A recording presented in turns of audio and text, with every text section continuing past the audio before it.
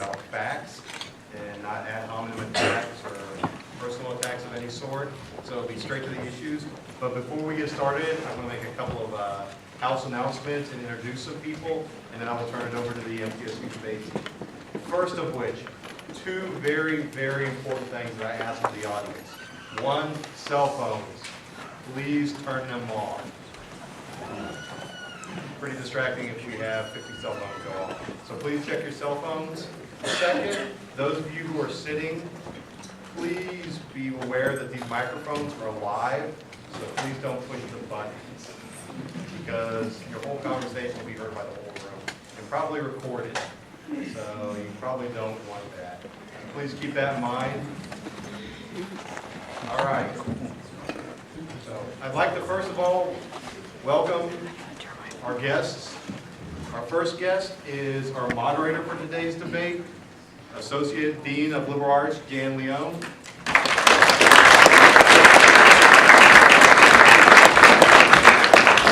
From the Middle Tennessee debate team, representing Mr. Obama, Mr. Lucas.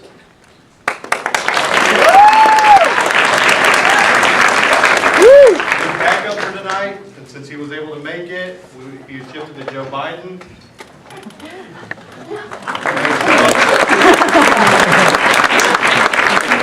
Also from the MTSU debate team, representing Governor Romney.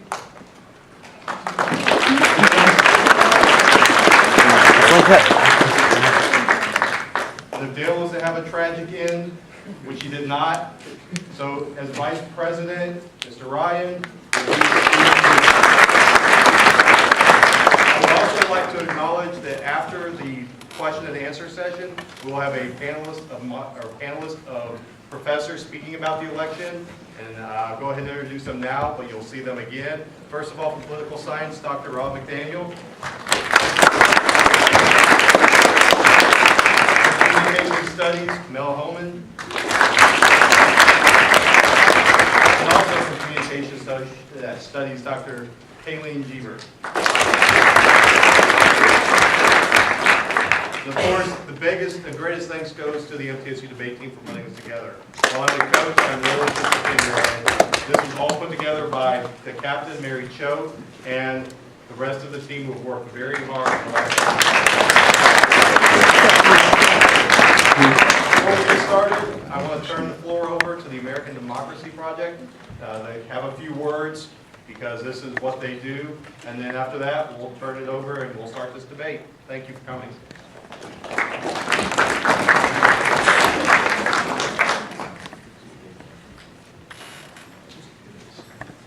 My notes that have little or no relevance, since everyone here is pretty much civically engaged, otherwise they probably wouldn't be here. Everyone has the opportunity this Saturday morning to get up and vote early at the courthouse or very near it, I'm told, on the square. What you need is a valid state ID or government issue ID, your voter registration card, and probably bring your student ID. The more the better. There's no such thing as overkill, at least in this district. That is my phone, sorry.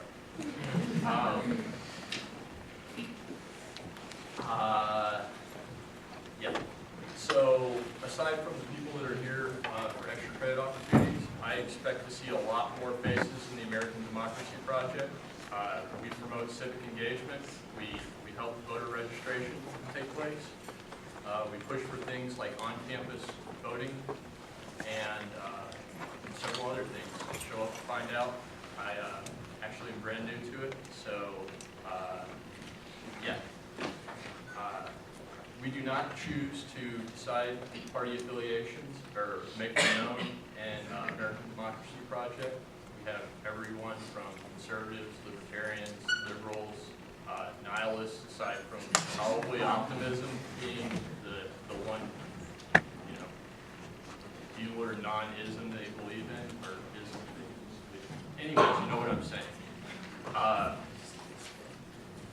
So with that being said, I'll turn it over to our debate team. Thank you guys for putting this on.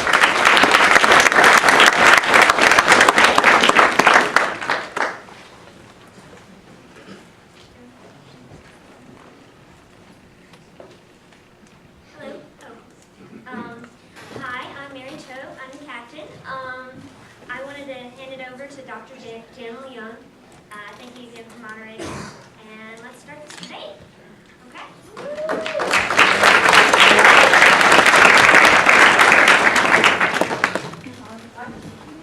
All right.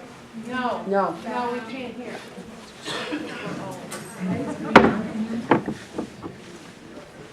How's that? Better?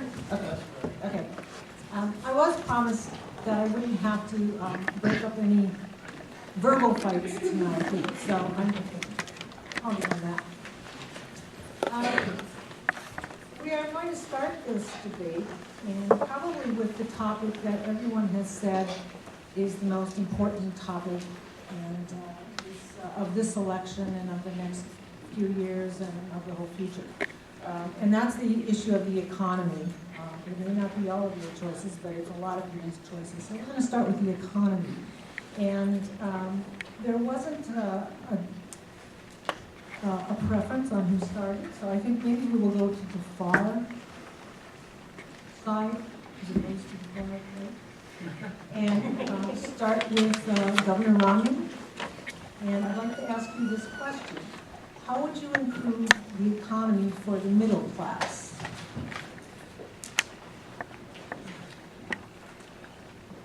Are we on here? Yes, not. And now we are. Before I start, I do just want to say thank you to everyone here, well, for the folks in the MTSU debate team and other people in the university who helped make this event possible, and to everyone who's here watching today, both undergraduates and people who are here from the community. It is really extremely gratifying to see that we do have such an enormous amount of civic engagement on this campus and this community. But with that said, I am Governor Romney tonight. So getting into this, how do we improve the economy for the middle class? Now, my administration puts forward a 5-point plan, a 5-part plan for helping the economy for the middle class, which is basically helping the economy for the entire nation. The first is energy independence. We rely on far too much energy from other countries, and my plan will bring energy independence, oil independence back to America within the next 20 years. Not only does that help us in international affairs, it brings jobs to the United States. It brings jobs with oil refineries, with coal plants to the United States. That helps the middle class. That helps the American economy. The second issue is foreign trade. You cannot get ahead in the game where the other players are cheating. That's what's happening right now with the nation of China as a currency manipulator, artificially lowering the value of their currency so that it gives them an unfair trade advantage. Companies can outsource to China for that unfair advantage that comes from China's currency manipulation. We end that. We go and we pursue labeling China as a currency manipulator to bring fair trade back to our waters. Third is education. We want to provide better access to higher education in America. And when it comes to what to do about unemployment, instead of just handing out welfare checks, we can pursue another alternative. We can help retrain workers as well, provide training programs to help workers whose skills may have been languishing during their period of unemployment. Fourthly, we can cut the deficit. The deficit is at an unprecedentedly high rate right now in the United States of America. This harms the economy. It raises interest rates and it creates uncertainty and it takes away confidence from American business owners. Finally, small businesses. We can help small businesses who are the drivers of economic growth and who are the drivers of jobs by stopping the regulations that are strangling and crippling them right now. Regulations have quadrupled under the President's administration. They have increased on small businesses and large businesses. What my administration will do is cap the total regulatory cost at 0. Any extra $1 million in regulatory costs will have to be counterbalanced by a decrease in $1 million in regulatory costs. These 5 parts coming together give businesses the power to continue to drive our economy.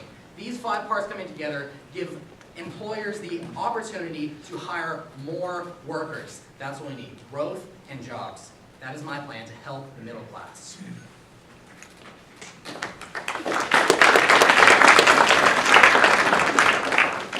President Obama, a question to you. Improving the economy for the middle class. Well, first of all, I'd like to reiterate my thanks once again to our moderator here, Dr. Leon. Really appreciate it, our panel. and of course Governor Romney. I don't know what I would do without you. And our audience here today, thank you so much. Now just to jump into this. If you look at the last 10 years under the Bush administration, the middle class has shrunk to the smallest margin across any decade. It's because of policies that do not champion the working class people in America. Under my administration, taxes upon the middle class families and small businesses have been smaller than they've ever been before. That's why under my administration we've come back from the brink of financial collapse. We faced the worst economic hardship since the Great Depression, and we came back. An economic emergency that spanned over a decade. Under 4 years under this administration, we created over 5 million jobs in the private sector alone and brought unemployment down by 2.2% and created regulations that ensure that Wall Street cannot play with the lives of the American people, the American business, and the American family.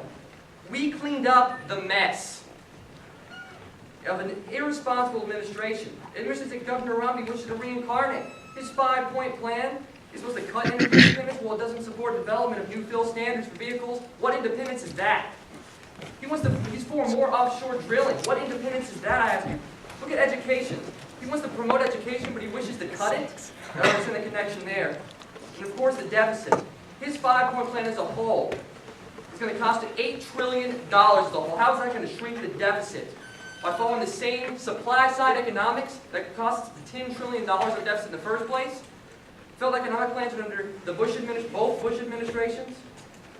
Take away the deregulatory acts in the first place that created our Wall Street crisis.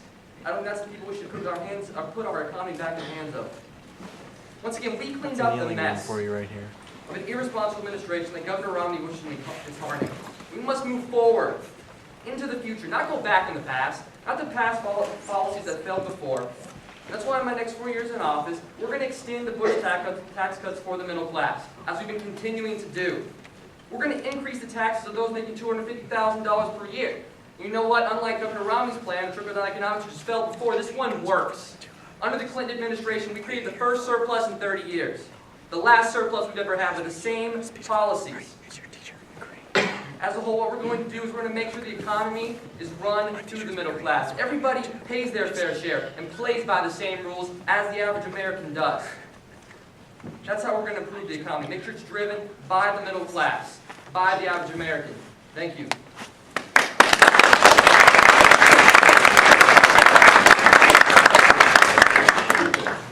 Governor Romney, the emphasis in this first question was on the middle class. Would you like now to speak to what you might do to improve the economy and life generally, I guess, for those people who are living below the poverty line?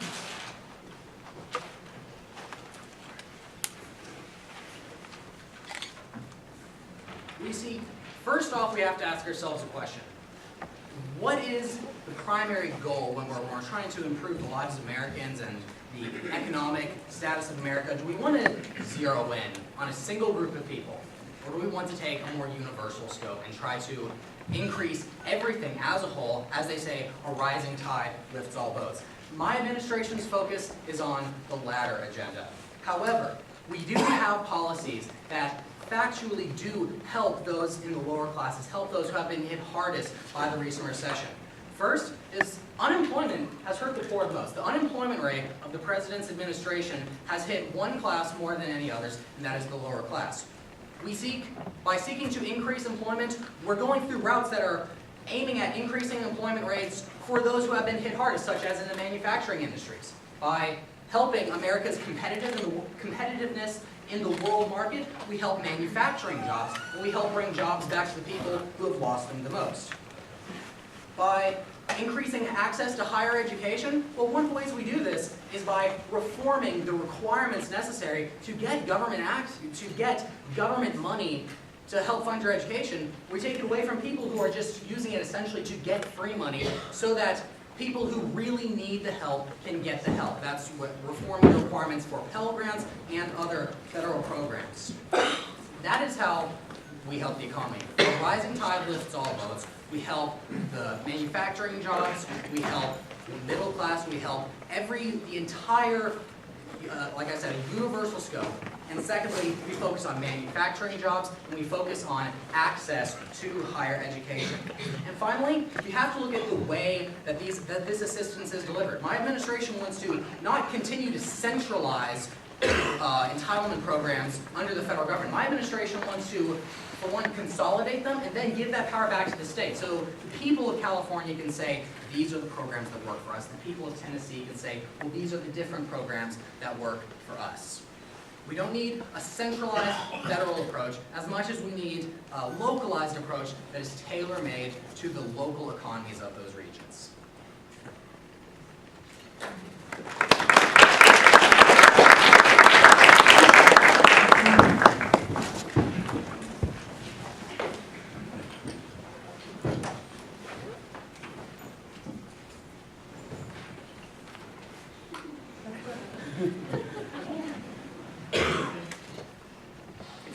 Average out-of-work American today, those facing the aspects of poverty and those confronting it, you're looking at an individual that's searching for an answer. Individuals with families they do not have an answer for. Due to the economic crisis we face under the Bush administration, can't take care of the people they need to take care of. And this is not their fault. It's due to failed policies that, once again, Governor Romney wishes to reenact. These are the people we're talking about. We're talking about hardworking people who are still trying to find a job. And this administration has been promoting for and will continue to promote for the next 4 years, which is why unemployment has gone down by 2.2% under the administration, including over 5 million jobs. These are not individuals mooching out of the system. They need help, and we need to be there for them, and we will. Unlike Governor Romney, we're going to improve the social safety net. You say help, Governor Romney, you wish to cut it as a whole across the board. Governor Romney, you talk about low employment, manufacturing. Manufacturing is up. We've created over 459,000 jobs in manufacturing and have rebuilt the automobile industry. In fact, it's one of the most powerful forms of domestic product we have today. The point is, these people need our help. Once again, we need to be there for them, and we will. For example, through implication of the Affordable Health Care Act, we've insured over 30 million Americans and created more jobs from it. And also, we're going to keep important social programs from being cut. We're going to keep in place programs that help the down and out American worker, so he can rise and get back on his feet. We're not going to cut programs that help our fellow Americans because it's an inconvenience to someone's bank account. And how are we going to stop the threat of poverty as a whole? We're going to continue to institute a fair and just economy. A few examples of faith-based help will cut poverty in half in 10 years under the Obama administration, under my administration. We're also helping struggling and responsible Americans by refinancing their mortgage so they don't lose their homes. Overall, we're going to continue to create more jobs for the American people, as we have. We've come back from the worst economic crisis we've had since the Great Depression. So that took 12 years to get out of, and we have had progress in 4. By reinvesting American manufacturing and domestic product, something that Governor Romney thinks is a problem, even though we've had 465,000 in job growth. Now, by ensuring we stay companies here in America and don't go overseas another way, we're going to continue to improve. By keeping the lowest taxes upon the struggling American in place, to ensure they can pick themselves up, and be sure that those who are very wealthy don't skip through tax loopholes and pay their fair share and play by the same rules. We're not going to cut entitlements like Governor Romney. We're going to make sure that we're there for the people who need the help. We're going to be there for the American worker. Thank you.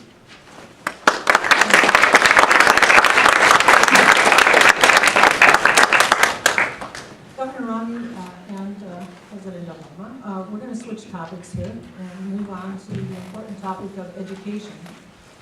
And, Governor Romney, we'll start with you. First question, how will you help students with large amounts of student loan debt?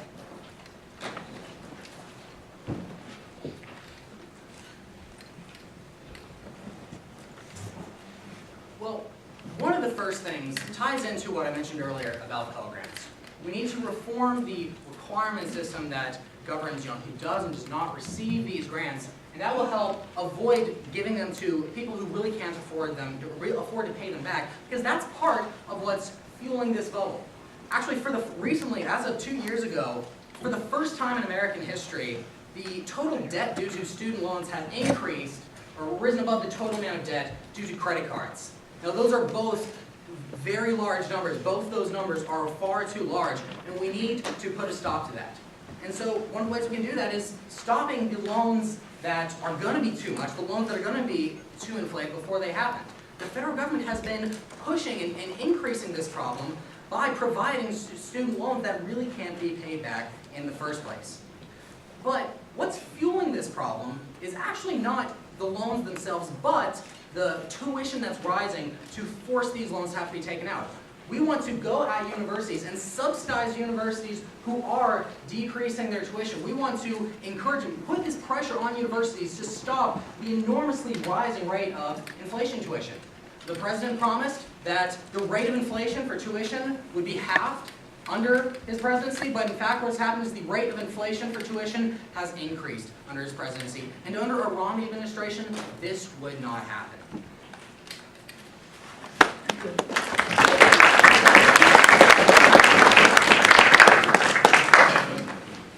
Senator Mama?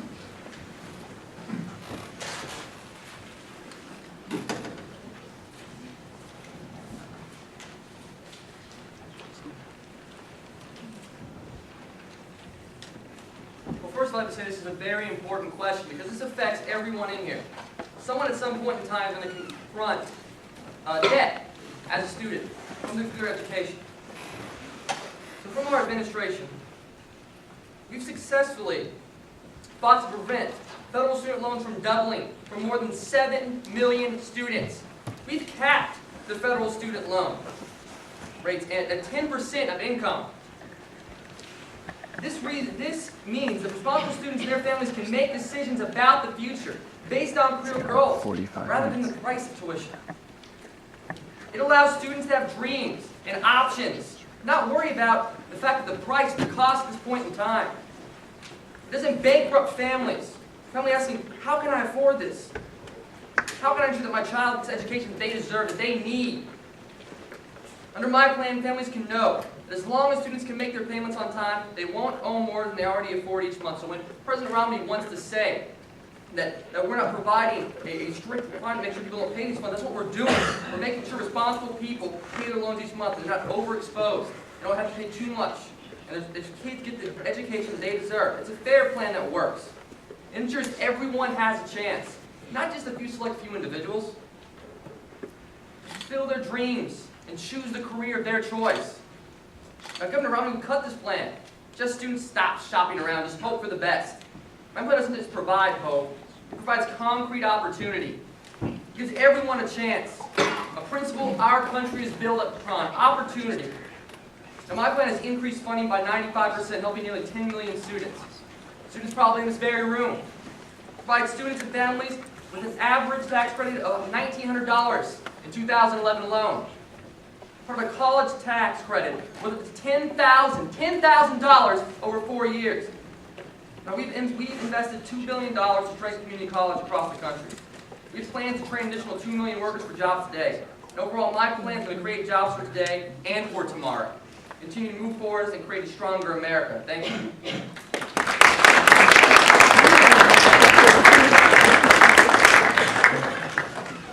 Governor Romney, we'll switch levels of education and ask you, how do you plan to handle K through 12 education?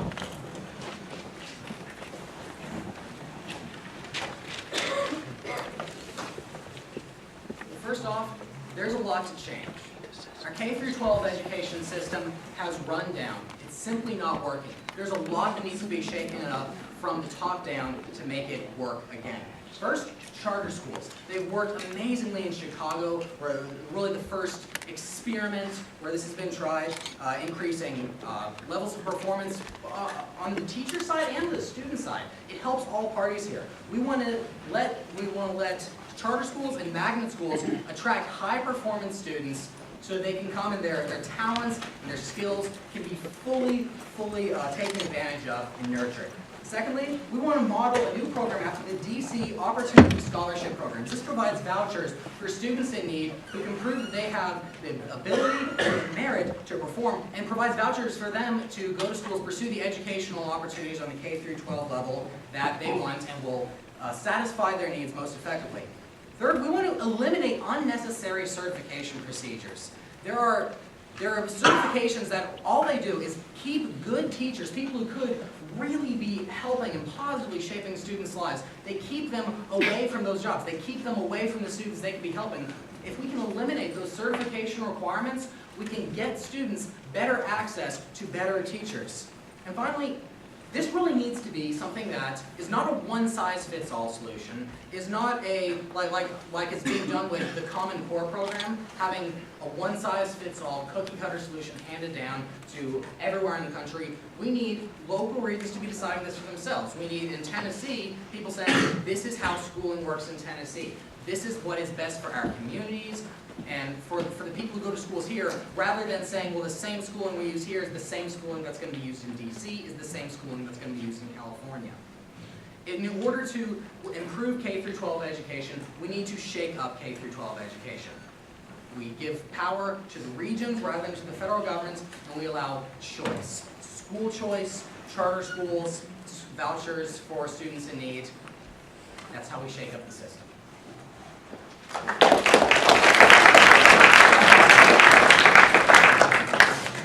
Obama, would you like to tell us about K through 12 education?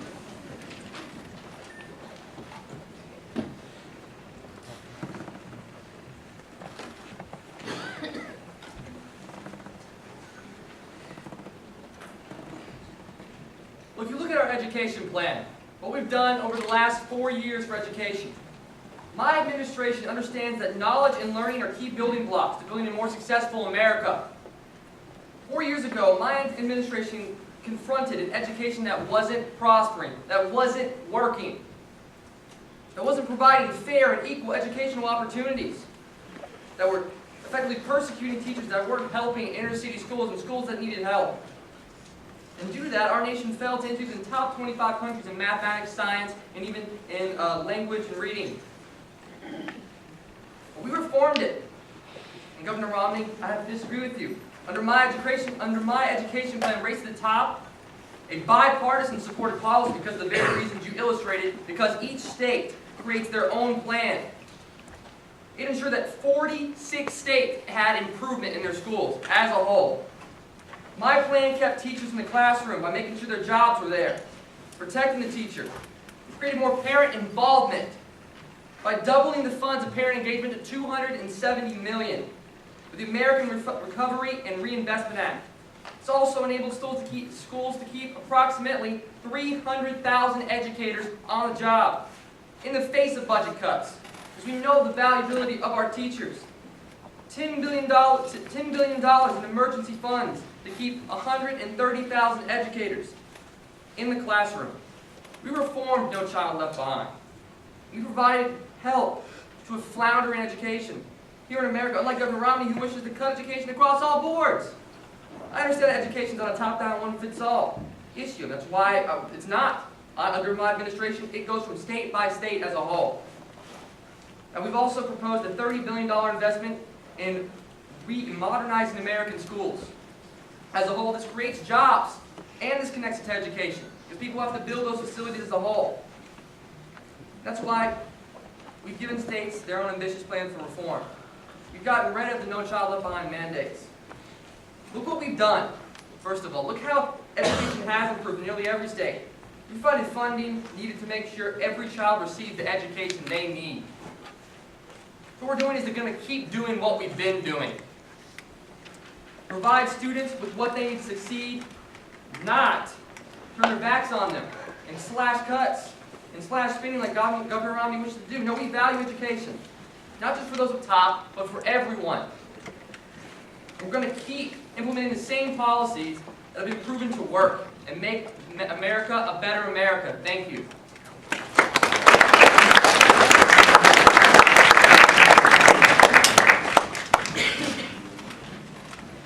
I think we're going to switch topics once again, and we're going to move on to just a few questions about the environment.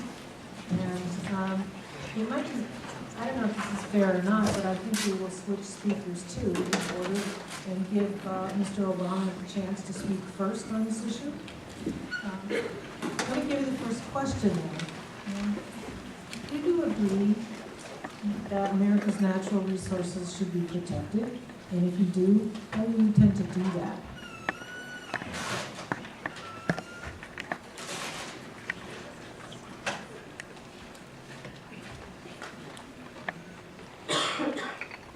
So you asked the question, would you protect America's natural resources? Well, of course we would. That's what our administration has been doing. Of course, how would you protect America's natural resources? Well, as president, I've enacted the largest expansion of wildlife protection in a generation and established the country's first comprehensive ocean policy, supporting tens of millions of jobs and ensuring that more of our nation's outdoor heritage can be enjoyed by future generations. Making the connection between making sure people have jobs today and making sure we have a healthy and sustainable environment for tomorrow. From the Great Lakes to the Gulf, the Rockies, and Smoky Mountains. It's been working, and we'll continue to preserve our environment and protect our natural outdoor heritage. Now, just recently, my administration issued clean car standards that will raise automobile fuel efficiency to the equivalent of 54.5 miles per gallon on average by 2025. And that's twice the mileage that cars get today. In 2009, we raised fuel economy standards to 35.5 miles per gallon. That's by 2016. What this does is it unleashes a new wave of innovation. There are now 57 fuel-efficient models available, 27 models since 2009. The improvements keep coming. The first half of 2012 already set the record for the highest ever fuel efficiency for new vehicles. Highest ever. Due to these new fuel efficiency standards, not only are we saving the environment, we're also helping the American consumer. The standards have saved consumers more than $8,000 at the pump, creating jobs, and also at the same time making sure we have a safe environment, saving $10 billion of barrels of oil. Now, Governor Romney doesn't support the new fuel economy standards. In fact, he'll probably come out and say it. But they've created jobs. They're putting us into energy dependence that he preaches about. They're helping our environment. And they help us deal with stuff like climate change. And my plan saves money. It creates jobs, protects our natural resources, and above all, saves our environment. We can still have a healthy planet in the future. So we're here in the future. Thank you.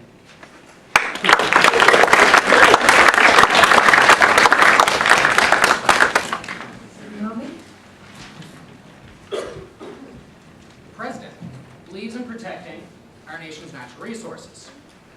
Question is there such a thing as too much protection?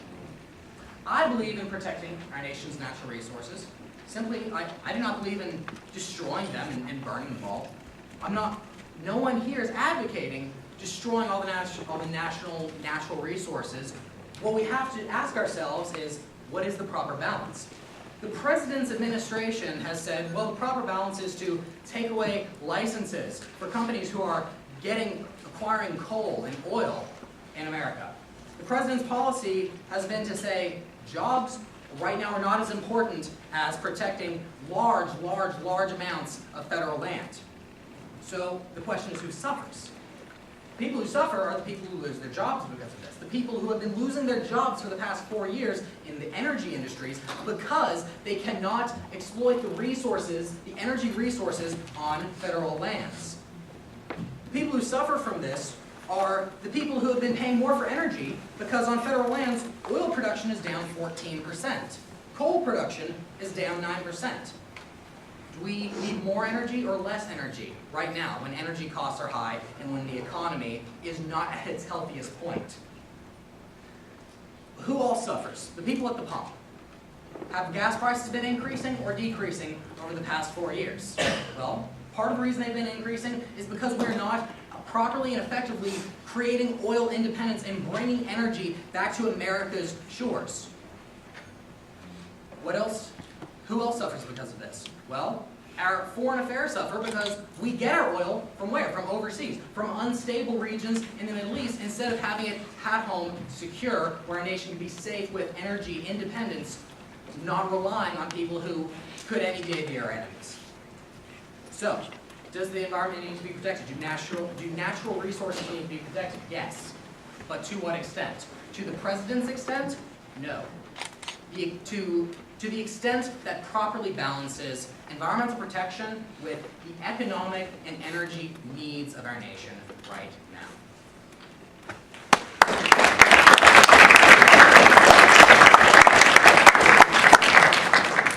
President Obama, what are your plans for alternative transportation in the United States?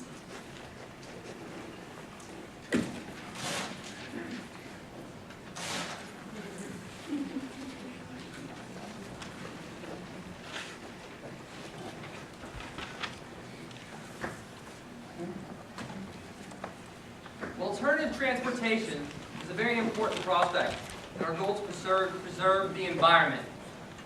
I've just seen with policies that my administration has enacted. We're the first to truly take those steps towards saving and preserving our world for the future. We've worked towards ending carbon pollution and setting an example for other nations. We've ensured that private corporations don't take advantage of federal lands by working in the interest of themselves instead of the American people. I think that's what you were talking about, Governor Romney, when we take away lands. We did it because they weren't drilling, because they were thinking about a time when can we make the most profit. We've also set standards to protect our outdoor heritage, to ensure that we take care of climate change, ensure that primary forms of transportation are cleaner and don't damage the environment. Now, we've done this. We promoted fuel standards. Governor Romney is talking about energy independence. Well, if he was truly about energy independence, he'd be going for fuel standards, because that's what they're all about in the first place. The next step in my administration, to add the most extensive environmental development by an administration, we're going to promote access to alternate forms of transportation in the United States. Now, this is going to help us preserve tomorrow. The plan is to give substantial amounts of finances, I'd say about $53 billion as a whole, to development of alternative transportation.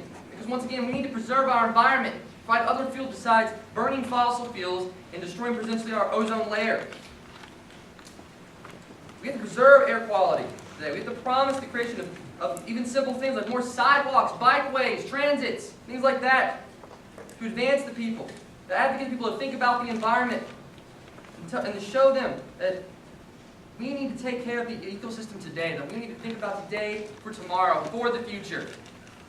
Thank you.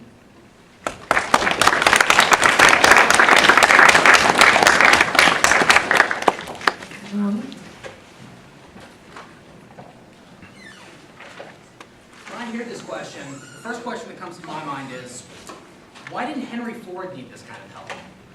And the answer is because we don't always need government assistance to make something great happen. In fact, most of the great things that have come about in our nation and our world today have not happened because the government made them happen, but because brilliant individuals in the private sector have decided to go out and make something great for themselves, have decided to build something for themselves, for their community, such as Henry Ford did for the automobile industry. So that brings us to the question, when we have a need, a social need, does that automatically mean we need a government solution? And this question represents a differing set of philosophies between the president and between myself. I do not believe in a philosophy that says any social need is automatically equivalent to the need for a government solution. You can have solutions built by the private sector, not built by the government. And one final note, it's easy to make extravagant promises. It's easy to promise great benefits when you don't have to mention how you're going to pay for them. And the fact is, today, we actually do have to pay for alternative transportation mechanisms. Someone has to pay for this. And who does? The taxpayers. The fact is, as I mentioned earlier, our country is currently in an unprecedentedly high deficit, and debt for that matter. We are borrowing from China for everything that our government spends on, from military to entitlements to, under the president's view of the world, alternative transportation. That has to stop. That is a fundamental limiting factor to what we can do. There is no such thing as a free lunch. We cannot just put things forward freely with no cost. Ultimately, the taxpayers would have to pay for a total reinvention of America's infrastructure.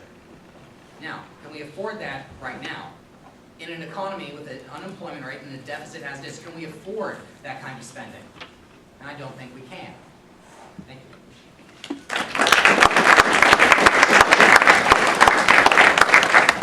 Moving on to the next topic, and the next topic is foreign policy. Let's start with you, Giovanna. First question, a not easy one. What would you do about Syria?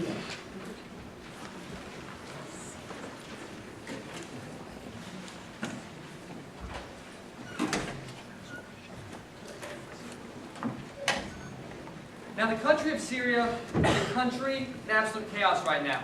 Turmoil, which a regime, a leader has not listened to his people. People said, that's enough. And now their leaders refuse to step down. In order to retain his power, has committed the most heinous acts that we know as men. The massacring and genocide of his own people. We cannot tolerate that. Period. Now, my administration, you say this will not only not be tolerated, we will also support the people of Syria, providing them what they need to overthrow a dictator, their dictator. It's not an invasion. It's to provide them with what they need to secure their rights and create a government that they will decide. The people, something that Assad has taken away from them. We must also stop the infighting within Syria because we ensure that their chemical and biological weapons, the most advanced in the Middle East, do not fall in the wrong hands. It's, of course, Al-Qaeda and Iran. We can do so by acting. Now, Governor Nowin wants to talk. He wants to go and talk to these people, what we've been doing. Talking to a murderous, menacing dictator, something we've been doing for months. Now, we've indicated that every player in the region, if there's any movement of chemical weapons, America will have an answer. We will have an answer if you're going to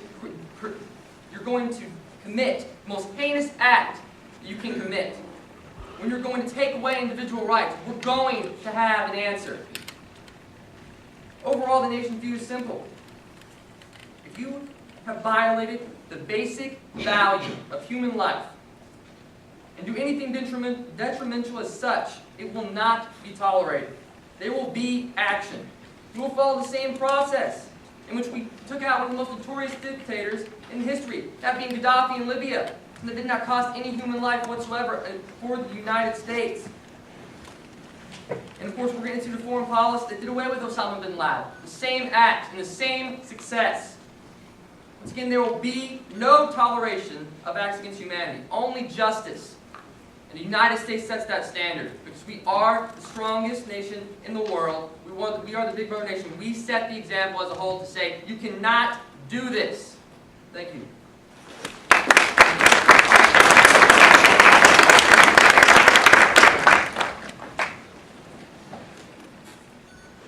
The President's words are noble. His actions have not been so when it comes to Syria and when it comes to other events that have been taking place in the Middle East. He talks about firmness. He talks about taking this matter very seriously because it is a grave humanitarian situation. But early in the presidency, Mr. Obama has called Assad a reformer. He said, this regime is aimed at reform, is going to change. Well, it's clearly not the case, clearly not what happened. But once events have begun to transpire and the events in Syria have become more bloodied by the day, no action has been taken. None at all. We have not been supporting the rebels who are fighting for their very liberty and freedom, the same causes for which Americans fought and died in 1776. We have not been helping them. My administration will help them. We will arm the rebels in Syria. We will help them fight for freedom, the freedom and liberty that they, just as with every person in the world, deserve. We will give them that. And we will encourage positive diplomatic relations with the powers in the Middle East, not only with Syria, but with all of the political factions that have been rising since the Arab Spring. We need to have positive relations with them, relations that have not been pursued by the President's administration. Because these are the forces that will dominate for the next several decades, all of the events that happen in that region. Do we want positive relations with that entire region, or do we want to leave them by the wayside and let them go as they may, for the good or for the bad? This administration seeks positive diplomatic relations. It will actively pursue those, unlike the foreign policies of the current president. Mr.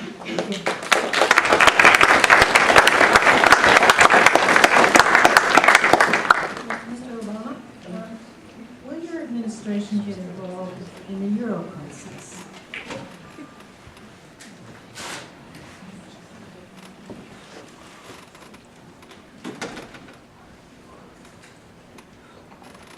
What's going on in Europe, in the Eurozone, is not just an emergency in Europe. It's a global economic issue. Much like our economy, the European economy touches every other country's investments here as a whole. And to potentially allow the European market to fall and create a form of systematic risk that could lead to the downfall of our own economy, downfall of our world economy.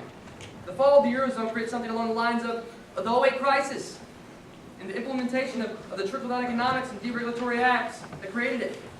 We all know about. We have to ensure that this does not happen again. We have to set the example.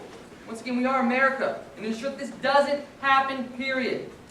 Under my administration, we're going to press the European leaders to do something to stabilize their banks, to stimulate job growth, and to basically follow the example set by us. Create over 5 million jobs, how we decreased unemployment by 2.2% and created growth at the worst economic crisis we've had since the Great Depression. The formula for job creation and lowering unemployment, we have it. Things we've been doing. We're also going to prevent debt-stricken Greece from dropping out of the Eurozone and pressure European leaders to build and develop long-term and help failing countries, not let them fall behind. Instead of leaving them there in a state of economic emergency, once again, we must ensure European debt crisis is contained, because this is a serious risk to our global economy. And after all, Europe is the largest trading partner and therefore most important to the United States. Thank you.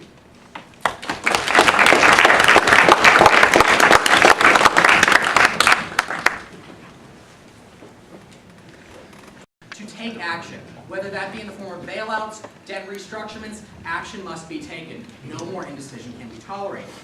But the question, what will we do as far as will we be bailing out countries in the EU?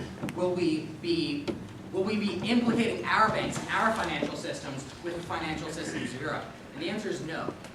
The stimulus package in the United States did not work in the United States even. We still face both employment and GDP stagnation in the United States. What makes us think it will be any different if we try the same policy in Europe? It's not going to be any different. Instead, what we need to do is put pressure on Europe to solve their own problems and learn from the mistakes that were made. The fact is, we're going in that direction.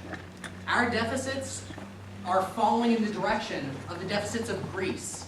Our welfare state is increasing, following in the footsteps of Greece, Spain. The problem is, these are nations that spending could not be controlled, and so the government could not be trusted. The government could not be trusted, and so the financial system started to collapse. It creates a ripple effect, and businesses start to falter across the entire European Union. This is what can happen in the United States if we follow the president's policies and continue to increase the scope of government, increase the welfare state, increase our deficits. Do we follow Europe, or do we avoid Europe? We avoid.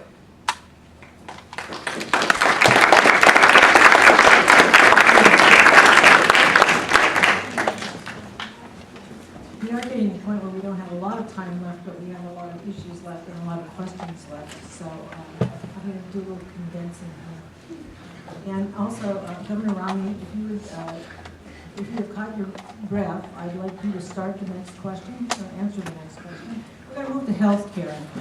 We couldn't get out of a debate without touching on health care. So the two questions, I guess, would be, how will you make national health care better, and who should pay for health care? And Governor Romney, if you would start.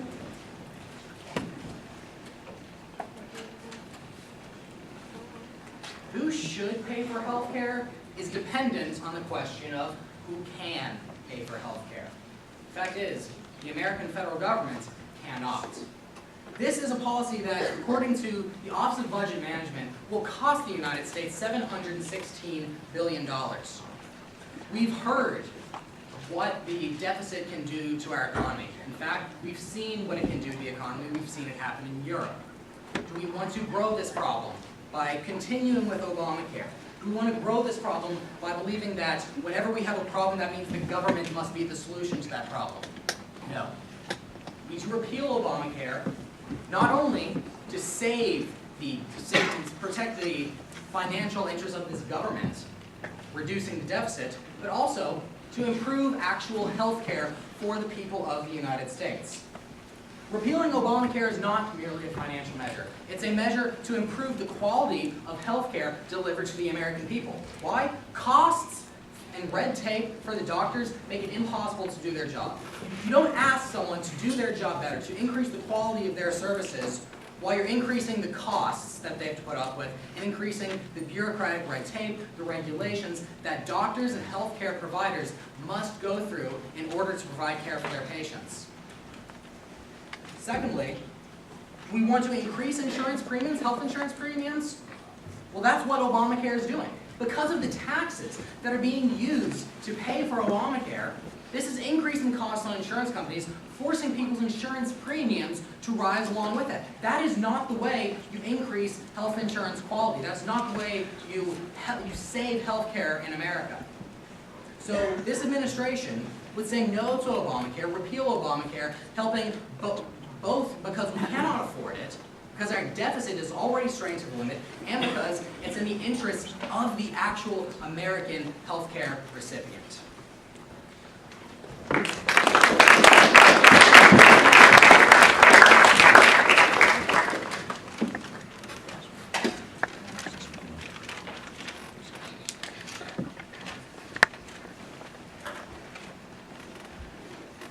How will you make healthcare better? Well, we've seen it. I've done it. Under my administration, we've passed the most comprehensive healthcare reform we've ever seen. We've provided coverage for everyone. Everyone has opportunity. We've created the best healthcare system, designed to try and be passed for over 100 years, suggested by Theodore Roosevelt in the early 20th century. We ensure that if someone is in need and their lives are at stake, we provide the care that we need, because that's what we do as human beings. If a single mother has a child with a pre-existing condition, they don't have to worry about where they're going to get the money. What are they going to do? We don't turn people away because it's an inconvenience to someone's bank account. That's what this Health Care Act does. Make sure that never happens. Now, under the Affordable Health Care Act, to give you a few things, we've ensured that insurance companies can no longer deny individuals with pre-existing conditions. That insurance companies cannot charge you a deductible or co-pays for preventative services. Ensure that lifetime caps on coverage plans are lifted. And that young adults can stay under their parents' insurance until 26. I don't know, that one's a kicker for me. And small businesses give the credit to give employees coverage. Incentives in the law to promote better overall care. It also closes the donut hole under Medicaid to ensure thousands of people don't have to pay for prescriptions. Now, Governor Romney, you want to talk about $716 billion. That was from the CBO, you're correct, but apparently you didn't read it all. That's over the course of 20 years. Now, I think insuring 30 million Americans like this is done and make sure they have the coverage they need is a little more important than a small amount. It's going to go a small amount when you range it upon a year-by-year basis to the federal budget as a whole. Our plan ensures the health and protection of everyone, so we can install an overall standard of living and pick up our fellow Americans. Now, he talks about overall insurance premiums. Well, eventually this plan will lower overall insurance premiums because everyone will have them. Lower costs for American workers and not allow insurance companies to play with the American family. You also want to talk about deficit, Governor Romney. Well, like we said, this plan is not going to cost as much as a whole, when your plans as a whole is exactly the same as mine, with the exception of the mandate. The same thing. My plan sets a standard that states when an American needs help, we don't turn a blind eye. We give them the help they need. Period. End of story. Thank you.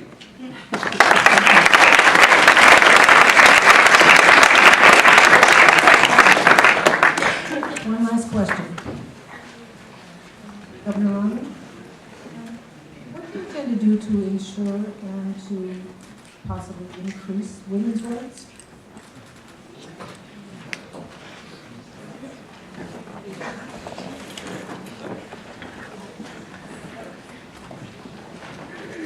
We have to look at who has been hurt most by the recent economy. And the fact is, statistically, it has been women. Women have lost their jobs to the failing economy of the last 4 years more than any other group. If we want to help the status of women in today's economy, the first and the foremost thing we can do them is provide material betterment. We need economic growth because that is the way to recuperate this damage that has been done. In my administration, I came into office and we hired women. We realized that we needed more gender equity in my administration in Massachusetts. So what's the first thing I did when I came into my administration? We made that happen.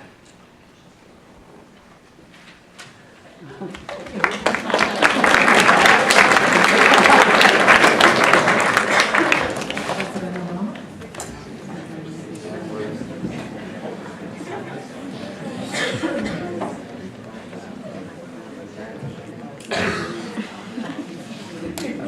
What will I do to increase women's rights? Let's take a look at the first bill I ever passed in office. The Lilly-led Better Fair Pay Act. To eliminate discrimination in the workplace for women. Provide them within a month's time to ensure that they do not discriminate against whatsoever. They're not paid less than the average man for the same job. That was the first bill I passed. Now, there's policies out there. My policy to progress and ensure equality, the principle of freedom, the principle that it doesn't matter who you are, that you get the same that you deserve as everyone else.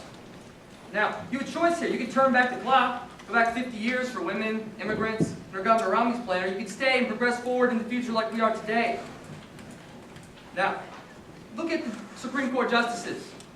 The two I have put into office, both women. 3 women on the Supreme Court, first time that has ever happened. On a business standpoint, we're making our economy work for everyone. And what I did was to make sure everyone gets paid the same. That's going to make a healthy economy. First of all, there are no second-hand citizens, period. After all, I've demonstrated our commitment to women, not through this act, but also through health. My Affordable Health Care Act provides coverage for women to receive what they need. To ensure that they have birth control coverage, and that they don't pay up to $600 per year for it. We ensured that Planned Parenthood was not cut. As a whole, when that debt ceiling came down, when it was ticking, when John Boehner came to me and said, we're going to cut Planned Parenthood, I had 2 words for him. No! And then again, no!